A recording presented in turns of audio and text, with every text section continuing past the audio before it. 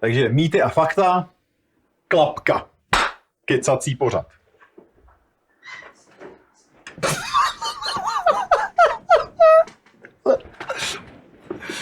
První mýtus je o tom, že Štěpán, když odejde, že už se nevrátí. Prosím vás, to je mýtus.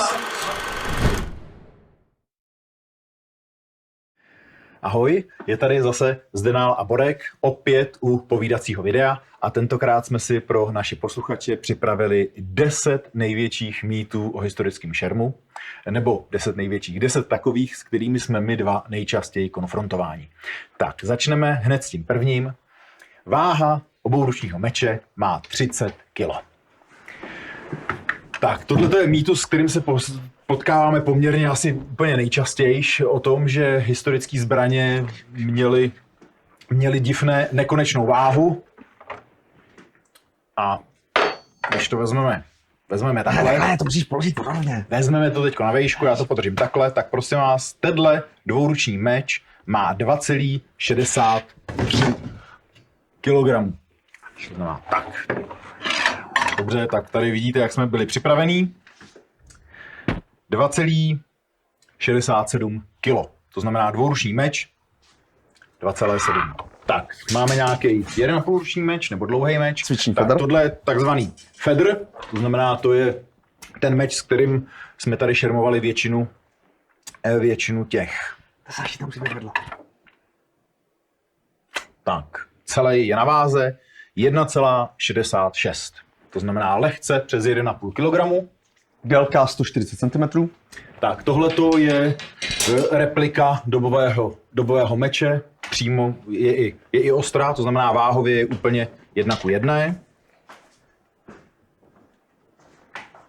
Tak a váha tohoto meče dlouhého je 1,9 kg. 150 cm celková délka. Tak, tohleto už máme meč, který má trošičku složitější příčku. Tak, váha této zbraně. Tak, je to celé ve vzduchu. 1,7. Na této zbrani je vidět, že už není tak hodně zbíhaná do hrotu a že má poměrně masivní čepel i na konci zbraně. To znamená, jedná se víc o sečný než o bodný meč a stejně jsme ve váze 1,7 kg. První polovina 16. století, cca 1530 rok. Tak, tohleto je už velmi jako masivní, řekl bych, válečná záležitost, velmi masivní čepel, sečná věc. A tady jsme na váze 2 rovné. To znamená, tahleta zbraň váží 2 kila. Na tom papíru to trošku přeměřuje, měla by mít 1,9. Já jsem to dal úmyslně kvůli tomu, aby jsme se tam vešli s těma příčkama. Takže pořád kecá, pořád má 2. Dobře. Takže možná máme váhu, která přeměřuje a podvádíme vás o 10 gramů. Když vezmeme naopak potom nějaký jednoruční meč, to znamená tohle opět kopie originálu, bodná záležitost a ostrá, tak váha tohoto jednoručního meče je 1 kg a 70 gramů. To znamená méně než 1,1 kg. Tak, co tady máme dál? Tupá replika tesáku z 15. století. Velmi přesná, podle originálu jediný rozdíl je, že je tupý. Tak, váha této zbraně je 930 gramů, to znamená méně než kilo.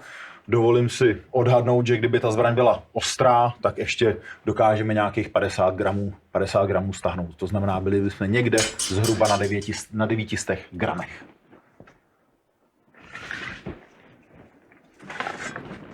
Tak. Raně středověký meč z křivoklátu. Z křivoklátu? Z křivoklátu. Váha, Nález z řeky. váha 1320. To znamená, tahle ta zbraň je v porovnání s těma gotickýma jednoručníma mečema zhruba o 30% těžší. A je to i znát, je výrazně pádnější, je tam víc materiálu. A i to těžiště posunutý víc dopředu. Tak a ještě jenom třeba pro zajímavost, váha dýky. 240 gramů, to znamená, toto nemá ani čtvrt kila. Jo. Poslední, 140 cm celková dílka. lehký bodný meč. A celková váha 1630 gramů, to znamená lehce přes 1,5 kg. PET lahev s vodou. Tak, to znamená, k těm 30 kilům jsme se nepřiblížili ani jednou. A teď je ale otázka, dokážeme říct, jak vlastně takovejhle mýtus vzniknul a proč? Nedokážeme. A máme aspoň nějaký tušení? Nemáme tušení. Jakoby jeden z artiklů jsou například jakoby filmové fabulace, kdy údajně meč Arnolda Schwarzeneggera, který použil v Barbarovi Koranovi, vážil 12 kg a byl velmi malý. Takže jestliže takový meč vážil 12 kg, měl s ním problém Arnold Schwarzenegger, tak meč, který je dvakrát tak velký, obouruční meč, který vidíte na hradu a zámku, ten bude mít určitě přes 20, spíš 30 kilo. Myslím si, že podobným způsobem vznikaly tyto mýty.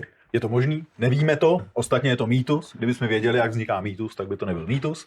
A jenom k tomu Arnoldovi, informace, které jsem slyšel já, nevím, jestli jsem to někde četl, tak ten meč byl údajně takhle těžký úmyslně a byl těžký proto, aby vlastně na něm hrála ta muskulatura.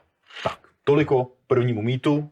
Jestli máte někde nějaký 30-kilový meč, s kterým se doopravdy šermovalo, poučte nás, my ho nemáme.